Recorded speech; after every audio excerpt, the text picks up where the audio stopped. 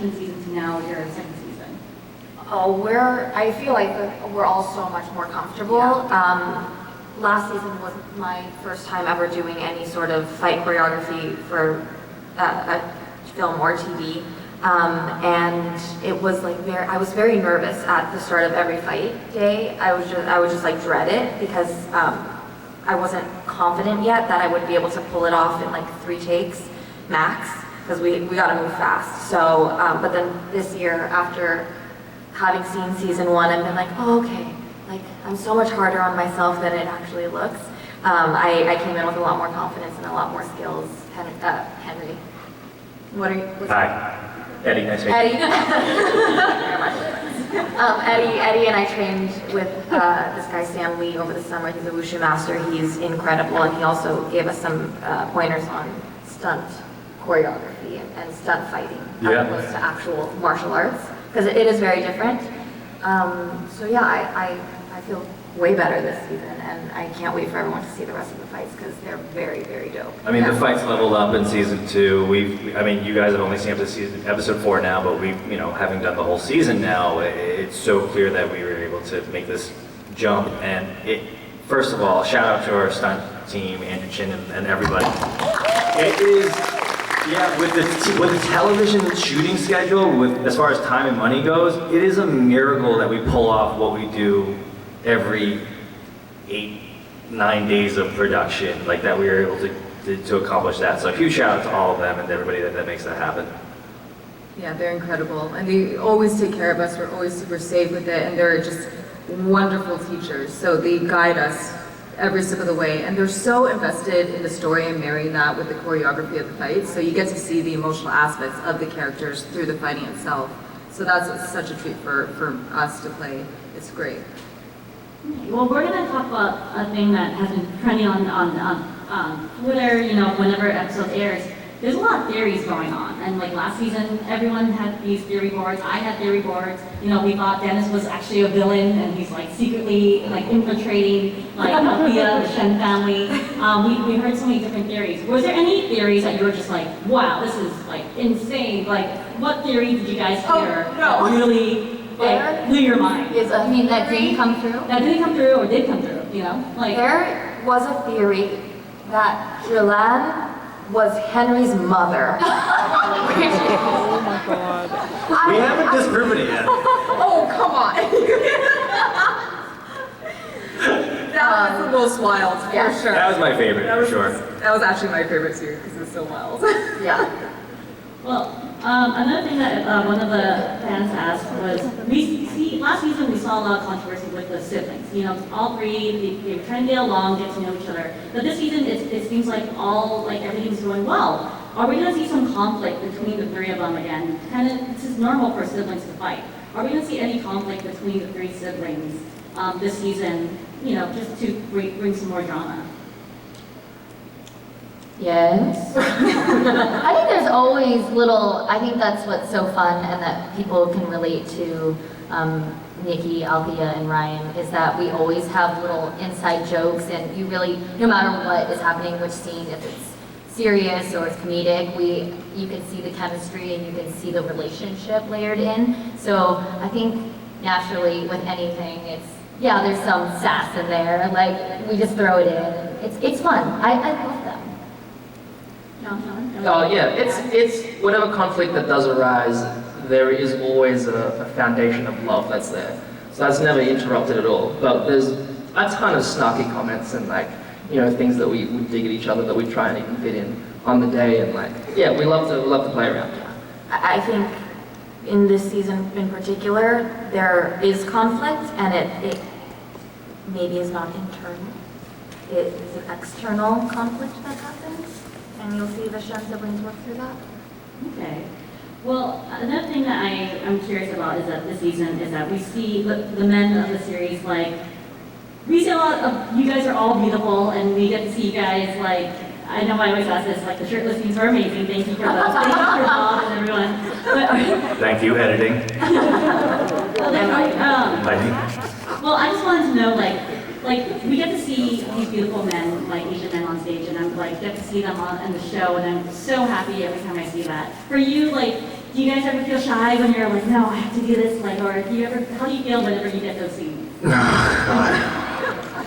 I like to warn Eddie because I'll hear rumblings like in 2 episodes you're going to be shirtless, and I'll just text him. I'll be like, hey, heads up, you gotta take off your top. And it just becomes a race to the finish to try to feel decent about it.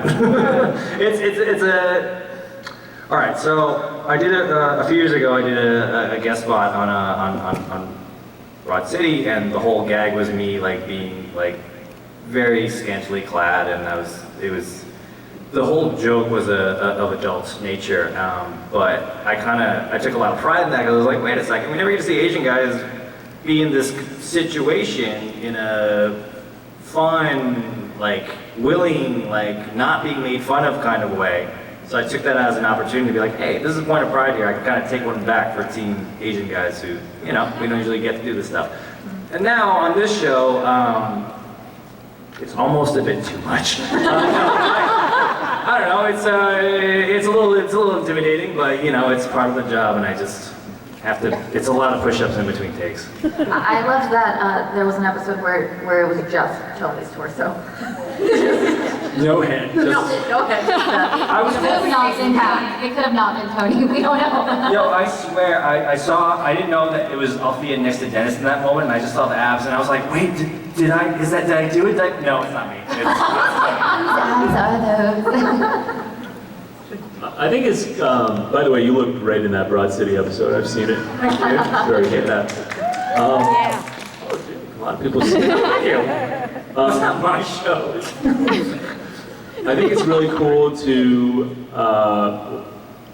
have a multi-dimensional character in the sense that like you have Dennis, who's an athlete who plays Dungeons and Dragons, who clearly has a nerdy aspects to him, but also has a pretty decent physique at times. I think that's cool. And he happens to be Asian, an Asian man, which you don't often see on television. So I think that's cool. And that's cool to be a part of that. Yeah. And I love how Dennis is like the epitome of like sort of perfection. You do a great job of depicting him. It's way out of your wheelhouse. So like, well done, bro. Who is this man? We'll be here all day like this. Well, I love the dynamic in the cast. Like, you guys all get along. We see the TikToks. We see the Instagram videos. You guys hang out. You guys are truly friends, and it's beautiful to watch and beautiful to just, like, experience you guys' friendships on social media. No, we get paid to do that. We're on the clock. It looks good for marketing. Are there any fun adventures off the set that you guys really, like, could share with us that you guys had fun with? Right after we wrapped, JP and Shannon and I went to Whistler Mountain, and we tried snowboarding and skiing for the first time. And there were moments where I looked at Shannon and I didn't think we were going to make it off the mountain alive. I legit walked down the mountain. The guy took away her skis because it was. Ski Patrol took her skis because she was struggling. I'm gonna hurt myself or I'm gonna hurt someone else. How do I get down? I'll take your skis.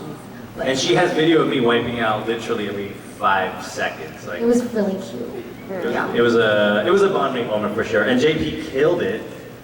I tell you what did kill my knee. I'm pretty sure I've torn my meniscus or something. If anyone can help me, that'd be great. No, There's an actual doctor in the house. Christina Bob. Last grind. We also went laser tagging. Yes, that's incredible. And that was so fun. And I learned that I engage in psychological warfare. She's like, kamikaze? Yeah, I would sacrifice myself and let my partners use me as a shield, and I would just scream at the end. You always knew where Liv was. So Olivia didn't realize this until I showed her, because I took some video in there and I played it back for her, and it's really dark, so you can't really see what's in the video. But you just hear the sounds of the laser guns shooting and her screaming. They're over there! Yeah. Yeah, but it worked because one of our writers who came with us, I disoriented him. He was like, I really didn't know where I was for a second anymore because you were screaming so loudly at me. And that's how you do it.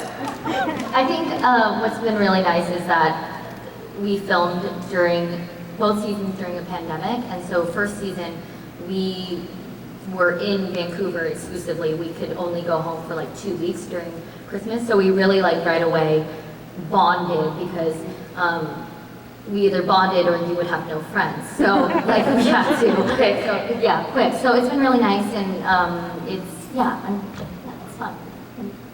Well, I love that you guys are so close, and I do want to touch on that this is the first predominantly Asian cast on a drama network television series.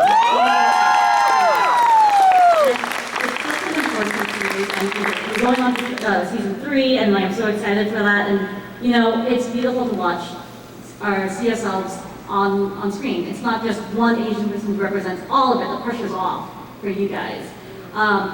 Do you ever feel like whenever you're filming, like, do you feel like the pressure's still there, or do you feel like, you know what, it's actually a lot better because I have more? I feel it occasionally, but having gone into season 2 now, there's so much, and you know, we talk extensively about this, you know, behind the scenes, and you know, especially Olivia and I, and we're just like at the point now where it's like we just want to just be, and not have to explain it. And also, like, a few things do have to kind of get rubbed, like in a sort of like a Hollywood kind of like a slightly inaccurate, not inaccurate, but like you have to condense a lot of stuff into 42 minutes. So some things are going to get, you know, contracted and compacted and like streamlined for storytelling purposes because it's a 42-minute television show. But like we love to just exist, and it's like, yeah, we have to be Asian, but like there are other things going on here, and there's that part to embrace as well. Like it's not a documentary, it's entertainment, and like every other race and culture has been able to, not everybody yet, equally yet, we're working on it, but like so many other groups have been able to just be, and just be entertaining, and like we love that we get to do that now too. Yeah, I think we definitely felt the pressure last season because it's scary to be the first, and like the pressure that comes with that and the expectations and not wanting to let an entire community down. But I think we all settled into it this season, and we're just happy that we get to tell a fun story that just features people who look like us. Yeah, and I think what I also really love too is like the Shem family really represents an array of people no matter what your background is. I think the reaction to see that people are like, oh my gosh, that's like my family too, and having that kind of connection, it just goes to show that like we're very normalized. We're just like any other kind of family. So it's kind of great to see that and to have that bridge be made between different cultures as well. It's been really fun to see fans' reactions after episodes, and I think a reaction to the last episode I saw on Twitter really touched me, and it was someone, I think she said, hearing Dennis say "dan ta" and "cha sao bao," which are like, you know, pastries in Chinese, on television, like made her cry, and that was really cool to see, you know, someone touched by hearing. Yeah, exactly. I just want to say that I didn't know that, and that's incredible. And this is awesome because when I was a kid, I brought Tasapao to school, and I had a crush on this girl who was not Asian. And I was like, hey, Brenna, do you want to try this? And she looked at it, she's like, ew, get out of my face. So to grow up and be a grown-up adult now, and to hear that person's reaction is beautiful. That's awesome. Well, we are running out of time, so I just have one final question. Maybe we could say one word to describe for each of you guys. One word to describe what's going to happen to you. It's not a spoiler. It's one word. One word to describe what to expect from this season from your character. So just one word that can describe it. So I'll have Tony first.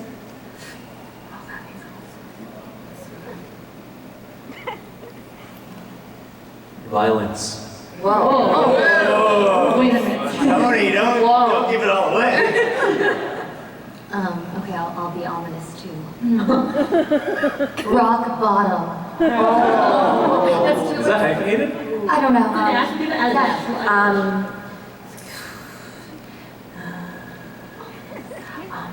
yeah. You have to whisper. Ominous. Yeah, get into that low register. Help. Make a sound, like an onomatopoeia. Is that your word? Nikki's journey this season is gray. So stupid. No, it's ominous. That was good. Ominous. I like it. That was good. Don't be hard on yourself. Bang. Bang. See? This is for you, Laura. Yes. Chicky. Yeah. Oh. Forever. Bittersweet. Or maybe let's go sweet first. Sweet bitter, that's a word. Ooh. That's a good one. Well, thank you all for being here. I am so excited for this. We are actually this week in our Wednesdays at 9 p.m. On CW. But thank you guys for being here, and thank you all for coming here and like supporting the show. So please watch on Wednesdays. So thank you. Thank you, everyone. Ladies and gentlemen, let's hear it once again.